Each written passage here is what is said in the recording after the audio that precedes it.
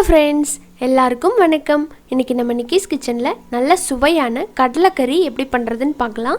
இதை கருப்பு கொண்ட கடலை வச்சு நம்ம செய்ய போகிறோம். ரொம்ப சுவையாக இருக்குங்க. இட்லி, தோசை, சப்பாத்தி, ரைஸ் எல்லாத்துக்குமே சூப்பரான ஒரு காம்பினேஷன். ரெண்டாவது இது ரொம்ப சத்தும் கூட. வாங்க இதை எப்படி பண்ணலாம் அப்படின்னு பார்க்கலாம். கடலைக்கறி பண்ணுறதுக்கு ஃபஸ்ட்டு நம்ம கொண்டக்கடலை 1 கப் எடுத்திருக்கேன். இதை 8 மணி நேரம் அளவுக்கு ஊற வச்சு எடுத்துக்கலாம். இதை நைட்டே ஊற போட்டிங்க அப்படின்னா காலையில் நம்ம இந்த கறி பண்ணிக்கலாம். இப்போ இதை ஃபஸ்ட்டு நம்ம வேக வச்சிடலாம். அதுக்கு ஒரு குக்கரில் இப்போ இதை சேர்த்துட்றேன். கூடவே தேவையான அளவுக்கு தண்ணி, தேவையான அளவுக்கு உப்பு சேர்த்து இது நல்லா வேக வச்சு எடுத்துடலாம். இப்போ சுண்டல் அந்த அடுப்பில் மாற்றிட்டேன், வெந்துக்கிட்டு இருக்குது. இப்போ அந்த டைமில் நம்ம ஒரு மசாலா பேஸ்ட் ஒன்று தயார் பண்ணணும். அதுக்கு ஒரு பேனில் கொஞ்சமாக ஆயில் சேர்த்துக்கலாம். 1 டீஸ்பூன் கடலை எண்ணெய் சேர்த்துக்கிறேன். எண்ணெய் சூடானதும் இதில் இந்த அளவுக்கு பட்டை, 2 கிராம்பு, 1 ஏலக்காய் இதை சேர்த்துடலாம். ஒரு நிமிஷம் எண்ணெயில் வதக்கிக்கலாம். ஒரு நல்ல வாசம் கொடுக்கும். இப்போ இதில் 1 டீஸ்பூன் சோம்பு,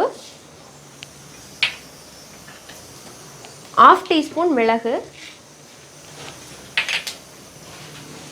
1/2 டீஸ்பூன் கசகசா, 1/2 டீஸ்பூன் சீரகம் சேர்த்துட்டு இதையும் அதே போல் ஒரு நிமிஷம் வதக்கிக்கலாம். இதோட 20லேருந்து 25 பல்லு சின்ன வெங்காயம் இதை சேர்த்துடலாம். சேர்த்துட்டு இதையும் நல்லா வதக்கி விட்டுக்கோங்க. முழுசாகவே சேர்த்துக்கலாம், ஏன்னா நம்ம வதக்கி அரைக்க தானே போகிறோம், அதனால் நல்லா வதங்கட்டும்.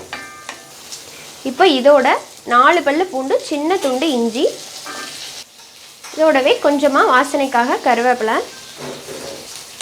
கொஞ்சமாக மல்லி இலை, இதோட ஒரு பெரிய தக்காளி நல்லா மசிஞ்சிருச்சு.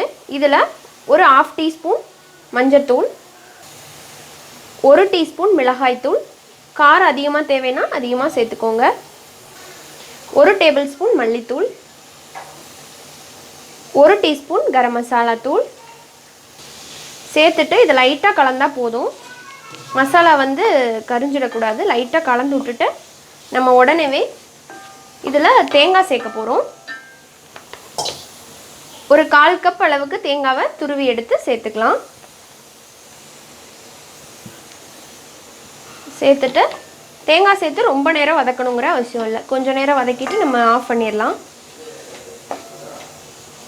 பாருங்கள், இப்போ இதை நல்லா ஆற வச்சுட்டு நைஸ் பேஸ்ட்டாக அரைச்சி எடுத்துக்கலாம். இப்போ சுண்டல் நல்லா வெந்துருச்சு பாருங்கள். நல்லா மசிகிற அளவுக்கு வெந்துடணும், அப்போ தான் குழம்புல நல்லாயிருக்கும்.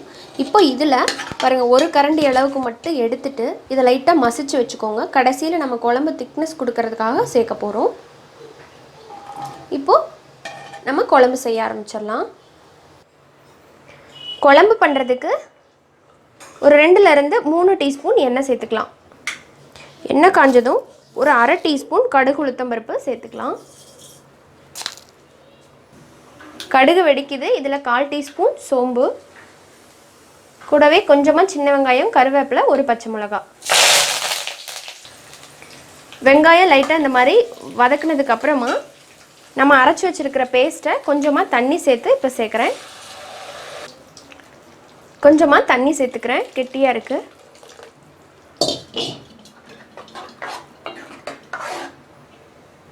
குழம்புக்கு மட்டும் உப்பு சேர்க்குறேன். ஆல்ரெடி சுண்டலில் சேர்த்து வேக வச்சுருக்கோம். இப்போ இது நல்லா கொதிக்கட்டும்.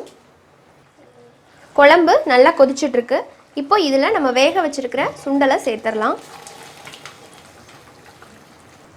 அப்புறமா இதோட அந்த மசிச்சு வச்சுருக்கிற சுண்டலையும் சேர்த்துடலாம். இந்த மாதிரி சுண்டல் மசிச்சு சேர்த்தோம்னா கொஞ்சம் திக்னஸ் கிடைக்கும், அதுக்காக தான்.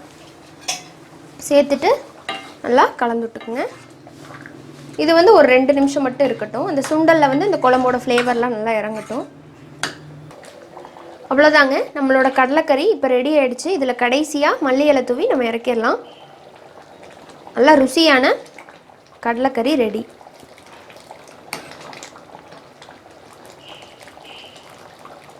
அவ்வளோதாங்க, சுவையான கடலைக்கறி இப்போ ரெடி. இதை வந்து புட்டுக்கு ரொம்ப சூப்பராக இருக்கும், நல்ல காம்பினேஷன். ட்ரை பண்ணிவிட்டு எப்படி வந்துச்சுங்கிற ஃபீட்பேக்கை கமெண்ட் பண்ணுங்கள். பிடிச்சிருந்தா நம்ம சேனல் நிக்கிஸ் கிச்சனை சப்ஸ்கிரைப் பண்ணிக்கோங்க. கூடவே இருக்கிற பெல் சிம்பளையும் கிளிக் பண்ணிக்கோங்க. நம்ம வீடியோவை உங்கள் ஃப்ரெண்ட்ஸ் அண்ட் ரிலேட்டிவ்ஸ்க்கு ஷேர் பண்ணுங்கள்.